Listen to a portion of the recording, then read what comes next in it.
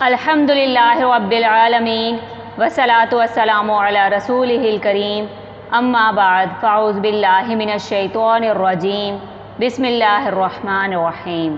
معزز سامعین کرام، السلام علیکم ورحمۃ اللہ وبرکاتہ۔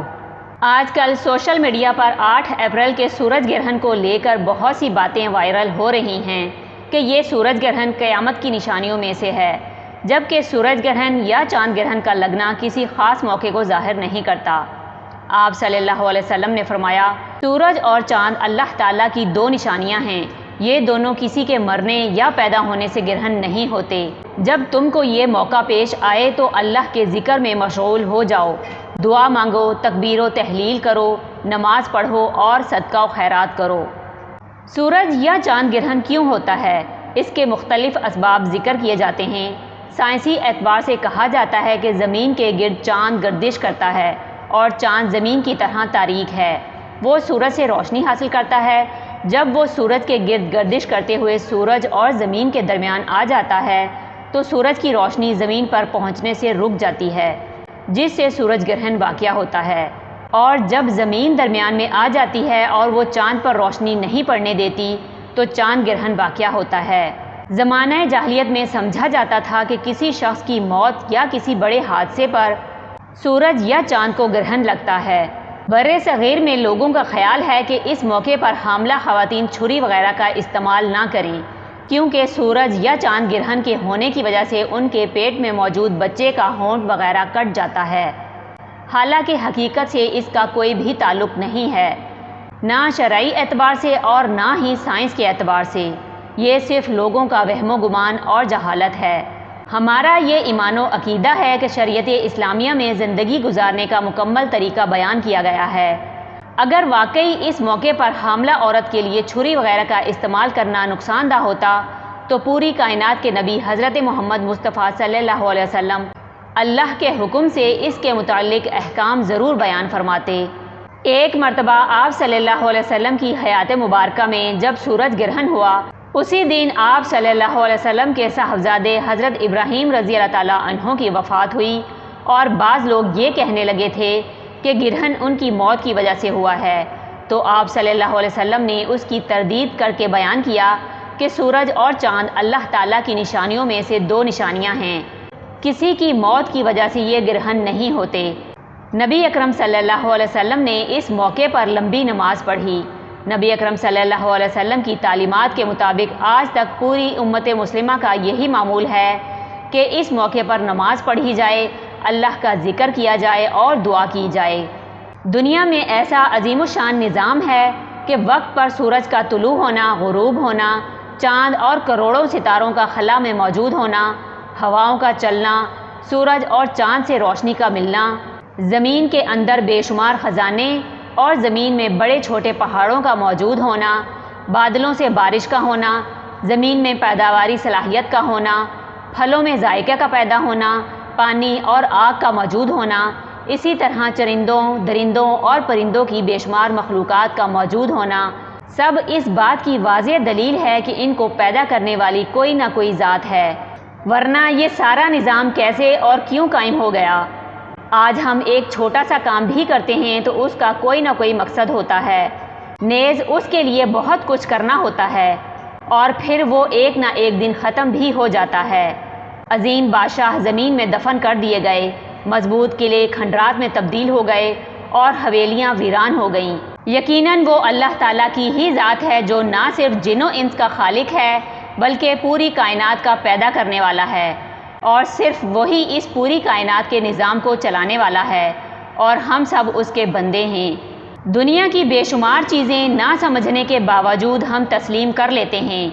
اسی طرح بات سمجھ میں آئے یا نہ آئے، ہمارا یہ ایمان و عقیدہ ہے کہ اتنی بڑی کائنات خود بخود نہیں بن سکتی، اور اتنا بڑا نظام خود بخود قائم نہیں رہ سکتا۔ سورج و چاند کا کیسا عجیب و غریب نظام ہے کہ ہزاروں سال گزر جانے کے باوجود 1 سیکنڈ کا بھی فرق نہیں آیا۔ جس طرح وقتی طور پر اللہ کے حکم سے سورج یا چاند کو گرہن لگتا ہے، ایک دن ایسا ضرور آئے گا کہ یہ سورج اللہ کے حکم سے مشرق کے بجائے مغرب سے طلوع ہوگا، جیسا کہ آج کے سائنسدانوں نے بھی اس کے امکان کو تسلیم کر لیا ہے۔ اس کے بعد آہستہ آہستہ پوری دنیا ختم ہو جائے گی اور پھر دنیا کے وجود سے لے کر تمام انسانوں کو ان کے کیے ہوئے اعمال پر جزا یا سزا دی جائے گی۔ غرض یہ کہ سورج یا چاند کے گرہن لگنے میں کسی مخلوق کا نہ دخل ہے اور نہ ہی پوری کائنات مل کر سورج یا چاند کے گرہن کو روک سکتی ہے۔ اس لیے سورج یا چاند کے گرہن کے وقت صرف اللہ تعالیٰ کی ہی پناہ مانگی جائے، اسی کے سامنے جھکا جائے اور اسی کے در پر جا کر پیشانی ٹیکی جائے، کیونکہ وہی اس کائنات کا خالق بھی ہے اور مالک و رازق بھی۔ نبی اکرم صلی اللہ علیہ وسلم سورج گرہن لگنے پر مسجد میں داخل ہو کر نماز میں مصروف ہوتے تھے۔ اس لیے اگر ایسے موقع پر باہر نکلنے سے بچا جائے اور براہ راست سورج کو نہ دیکھا جائے تو یہ عمل احتیاط پر مبنی ہوگا، کیونکہ سائنسی اعتبار سے بھی اس نوعیت کی احتیاط مطلوب ہے، لیکن گھبرانے کی ضرورت نہیں ہے، کیونکہ ہمارا تو ایمان ہے کہ جو تکلیف یا آسانی اللہ تعالیٰ کی جانب سے مقدر میں ہے وہ مل کر ہی رہے گی۔ اگرچہ تکلیف سے بچنے اور آسانی کے حصول کے لیے تدابیر و اسباب ضرور اختیار کرنے چاہیے، لہٰذا جب بھی سورج گرہن ہو جائے تو تمام مسلمانوں کو چاہیے کہ خالق کائنات کی طرف متوجہ ہوں، 2 رکعت نماز اذان و اقامت کے بغیر باجماعت ادا کریں اور اللہ تعالیٰ سے خوب دعائیں مانگیں۔ بعض علماء کی رائے ہے کہ 2 رکعت سے بھی زیادہ ادا کر سکتے ہیں۔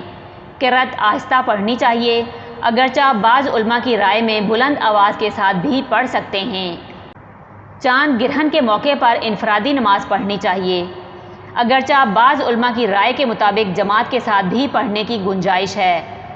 ان اوقات میں یہ نماز نہیں پڑھنی چاہیے جن اوقات میں نماز پڑھنا منع ہے، اگرچہ بعض علماء کی رائے ہے کہ اوقات مکروہہ میں بھی پڑھ سکتے ہیں۔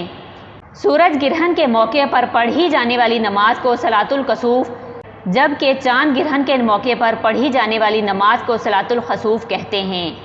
اس نماز میں قرأت، رکوع اور سجدہ وغیرہ کو اتنا لمبا کرنا چاہیے کہ نماز پڑھتے پڑھتے ہی گرہن ختم ہو جائے، کیونکہ نبی اکرم صلی اللہ علیہ وسلم سے اسی طرح ثابت ہے۔ خلاصہ کلام یہ ہے کہ علماء احناف کی رائے ہے کہ اس موقع پر 2 رکعت عام نماز کی طرح پڑھی جائے اور سورج گرہن کے موقع پر جماعت کے ساتھ لیکن آہستہ قرأت سے، جبکہ چاند گرہن کے موقع پر انفرادی نماز ادا کی جائے۔ ہاں، اگر کسی جگہ مثال کے طور پر سعودی عرب میں جماعت کے ساتھ ادا ہو رہی ہو تو اس میں شریک ہو سکتے ہیں۔ ان دونوں نمازوں کے لیے لمبے قیام و رکوع اور سجدے کیے جائیں، اللہ تعالیٰ کا ذکر بھی کیا جائے اور خوب دعائیں مانگی جائیں۔ حضرت ابوبکر رضی اللہ تعالیٰ عنہ سے روایت ہے کہ رسول اللہ صلی اللہ علیہ وسلم کے زمانے میں سورج گرہن ہوا۔ آپ صلی اللہ علیہ وسلم اپنی چادر گھسیٹتے ہوئے تیزی سے مسجد پہنچے۔ صحابہ کرام رضی اللہ تعالیٰ عنہ آپ صلی اللہ علیہ وسلم کے پاس جمع ہو گئے۔ آپ صلی اللہ علیہ وسلم نے انہیں 2 رکعت نماز پڑھائی اور گرہن بھی ختم ہو گیا۔ اس کے بعد آپ صلی اللہ علیہ وسلم نے ارشاد فرمایا، سورج اور چاند اللہ تعالیٰ کی نشانیوں میں سے 2 نشانیاں ہیں۔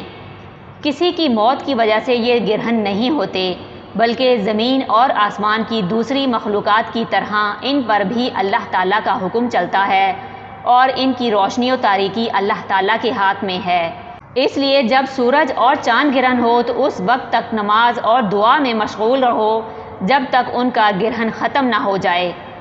چونکہ رسول اللہ صلی اللہ علیہ وسلم کے صاحبزادے حضرت ابراہیم رضی اللہ تعالیٰ عنہ کی وفات اسی دن ہوئی تھی اور بعض لوگ یہ کہنے لگے تھے کہ گرہن ان کی موت کی وجہ سے ہوا ہے، اس لیے رسول اللہ صلی اللہ علیہ وسلم نے یہ بات ارشاد فرمائی۔